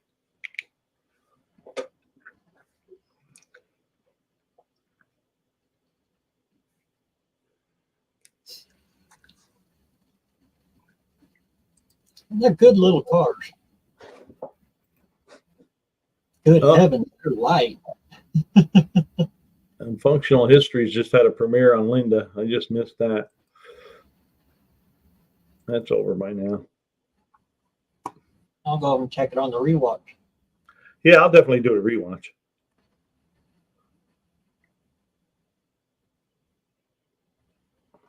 Filling bowls in on an aluminum intake. Oh, sweet. Idiot porting done to them, huh? Idiot porting, yeah. Way cool. I look forward to seeing that one, Terry. I got to hold on to my hat. Hey, there's 38 Special. Happy New Year. What's going on, man? Happy New Year to you.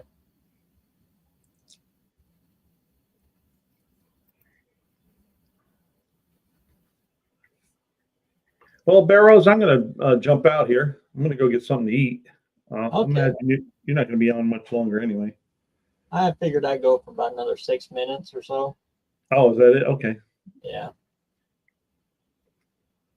Don't want to tie you all up on your New Year's celebration time. Yeah. Maybe I'll hang out for another couple minutes then. I'm just getting hungry. My Ford A-grade said 1985, if you want to do cars, learn electrics and electronics. So I did. Land surveying instead.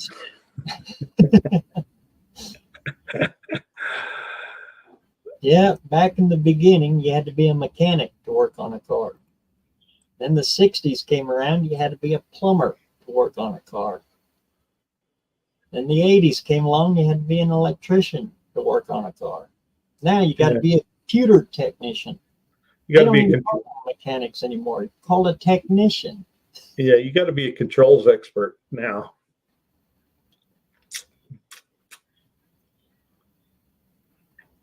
Uh-oh, 38 made a decision.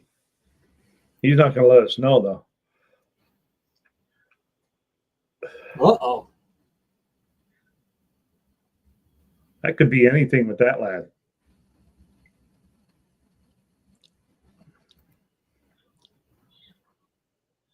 Nothing's more permanent than temporary wires. What's the color code? Red. Yeah. Every wire's red. That's why I was glad. My buddy gave me a 14 circuit fuse box, right? And everything's written on the wires. It's just like a painless wiring kit, but a cheap brand.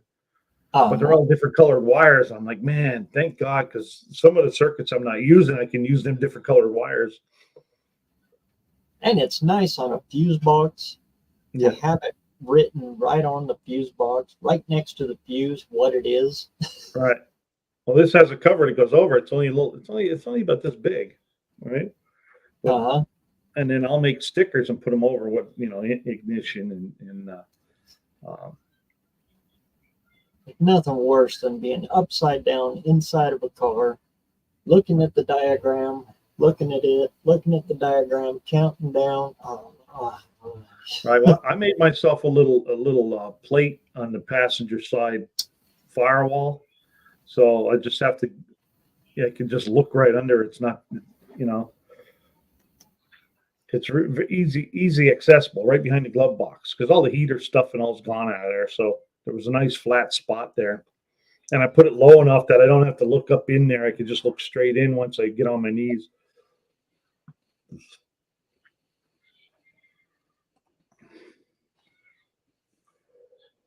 To light up the new year real quick, but it's still getting.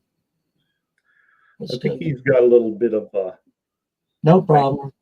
He's got a bang going on for New Year's. You mentioned it earlier. Where'd Mohawk slip in? I'm missing. What's going on, Mohawk? Happy New Year, man. Yeah, he's been here for a while. Oh.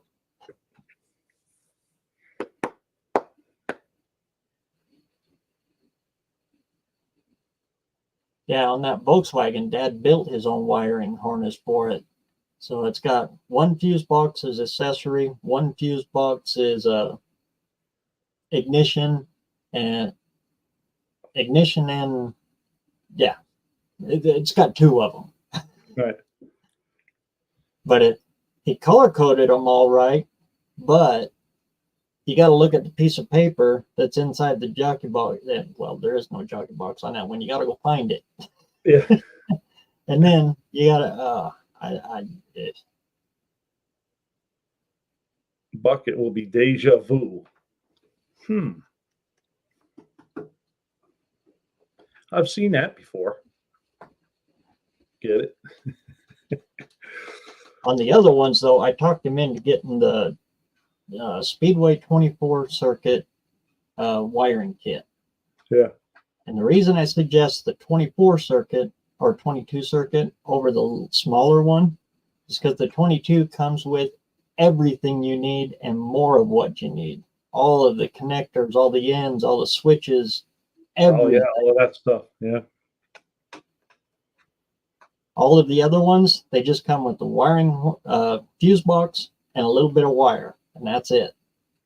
By the time you get done buying all the connectors and everything else that goes with it, you're over the price of the 22 circuit. Yeah. Well, one good thing I have all the connectors. I still have switches and stuff in my toolbox. I was actually searching around in the toolbox for a starter button because I knew I had one, and I couldn't find it. But I did find a Chrysler ballast resistor, which I needed too. So, yeah, it was like Christmas searching through my electrical drawer. Yeah, so much stuff in there, you forget. That's my secret to Mopars, is I convert the wiring over to GM. Yeah, I've seen that. I know it's sacrilege. Yeah. But, well, I ended up with one of the control boxes, one of the orange boxes. So I'm going to use that. And then if I have troubles with that, then I'll probably do the the GM, because that's so easy to do. You know, the 4-pin module. Oh, go with the HEI in it. Yeah. Yeah. HEI module, but you could still use all your Mopar stuff. You just need a 12-volt coil, which I have. I have one of them laying around too. I actually go the other way. I put a points distributor in, and then I put a Pertronics Okay. into the points. And the secret to a Pertronics is get the coil with it. Oh. Their coils are very specific to the Pertronic unit. Yeah. Exactly. Everything that I ever had go bad is because it had another coil on it. Too many ohms, not enough ohms.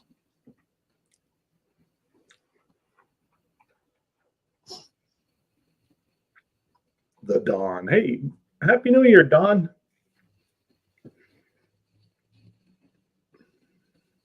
Well, she's coming up on 6 o'clock now, my time. I think we'll button her up.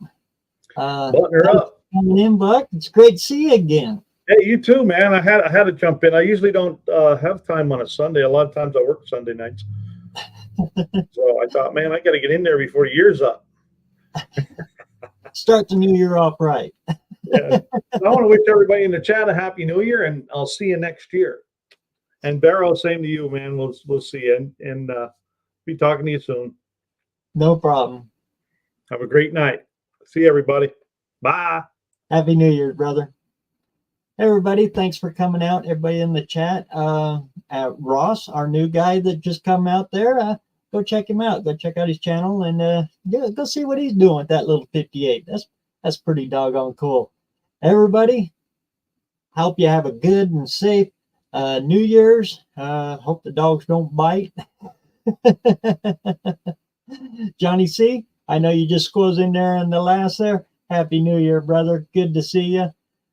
Terry, everybody in the chat, everybody all year long. Thanks a million for coming out, and we'll catch you again next year, like Buck said. Great seeing y'all. Thanks for coming out, and get out there and get some metal hot. And we'll see y'all on the next one.